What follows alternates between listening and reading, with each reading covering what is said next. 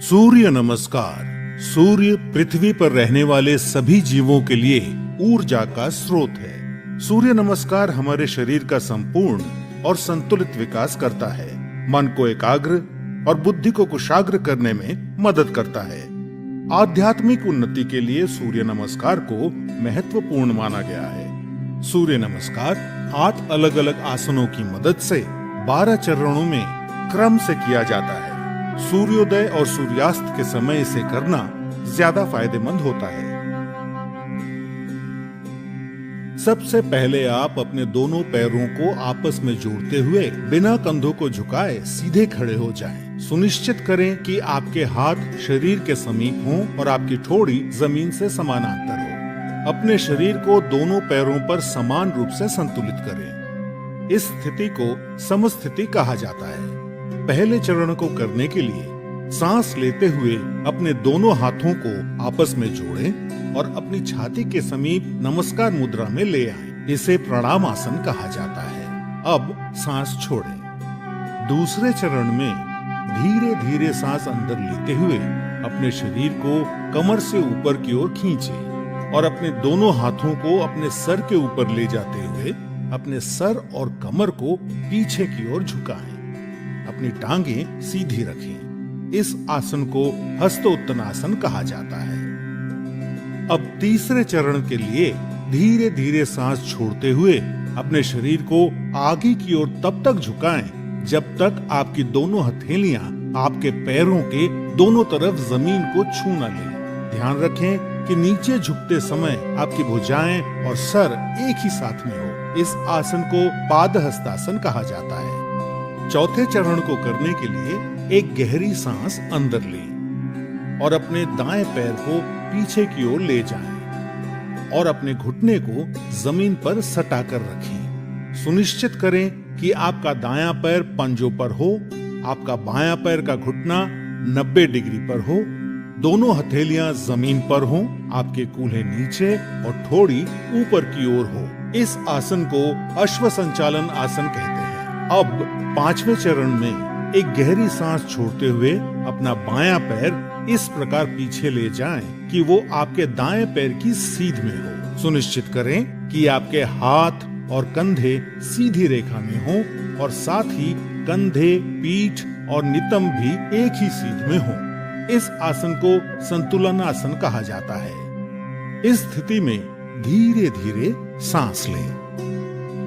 छठा चरण, सांस छोड़ें।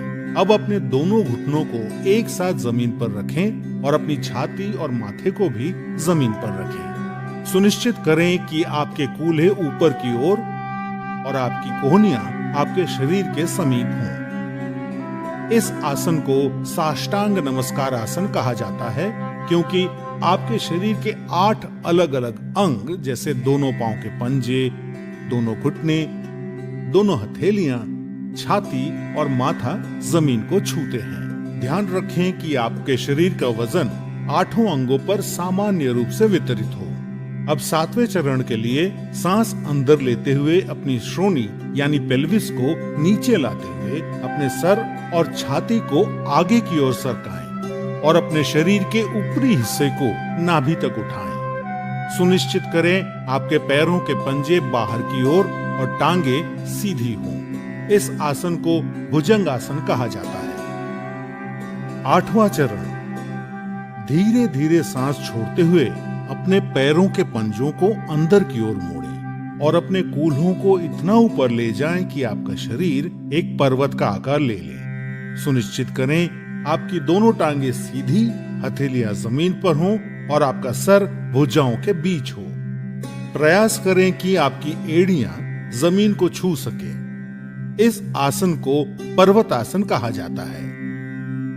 9वें चरण के लिए अपने कूल्हों को नीचे लाएं और सांस लेते हुए दाहिने पैर को आगे लाएं और अपने बाएं पैर के घुटने को जमीन पर रखते हुए पुनः अश्व संचालन आसन में आ जाएं। 10वें चरण में अपना बायां पैर भी आगे लाएं और सांस छोड़ते हुए पुनः पादहस्तासन में आ जाएं। 11वां चरण, अब धीरे धीरे सांस अंदर लेते हुए अपने शरीर को सीधा करते हुए अपने दोनों हाथों को ऊपर की ओर ले जाएं और पुनः हस्तोत्तनासन में आ जाएं। सुनिश्चित करें कि ऊपर आते समय आपकी भुजाएं और सर साथ में ऊपर आए। 12वां चरण, धीरे धीरे सांस छोड़ते हुए पुनः प्रणाम आसन में सीधे खड़े हो जाएं। अब इस पूरे अनुक्रम को अपने बाएं पैर से दोहराएं। सूर्य नमस्कार से आपके फेफड़ों की क्षमता बढ़ती है। सूर्य नमस्कार आपके मेटाबॉलिज्म में सुधार लाता है और मधुमेह के प्रबंधन में उपयोगी पाया गया है। सूर्य नमस्कार अंतःस्रावी ग्रंथियों यानी एंडोक्राइन ग्लैंड्स के स्राव को नियंत्रित करता है। सूर्य नमस्कार आपको वजन को सही रखने में मदद करता है और आपके मेरुदंड और आपके कमर की मांसपेशियों को मजबूती प्रदान करता है। उच्च रक्तचाप यानी हाई बीपी के रोगियों को इस आसन को सावधानी के साथ करना चाहिए। हर्निया और पेप्टिक अल्सर के रोगियों को सूर्य नमस्कार नहीं करना चाहिए। सायटिका, सर्वाइकल स्पॉन्डिलाइटिस और अक्यूट आर्थराइटिस के रोगियों को भी सूर्य नमस्कार नहीं करना चाहिए। महिलाओं को मासिक धर्म के समय और गर्भावस्था में सूर्य नमस्कार नहीं करना चाहिए। नियमित रूप से सूर्य नमस्कार का अभ्यास आपके शरीर को विषाक्त पदार्थों से मुक्त यानी डिटॉक्स करता है और आलस को हटाकर पूरे शरीर को सक्रिय करता है।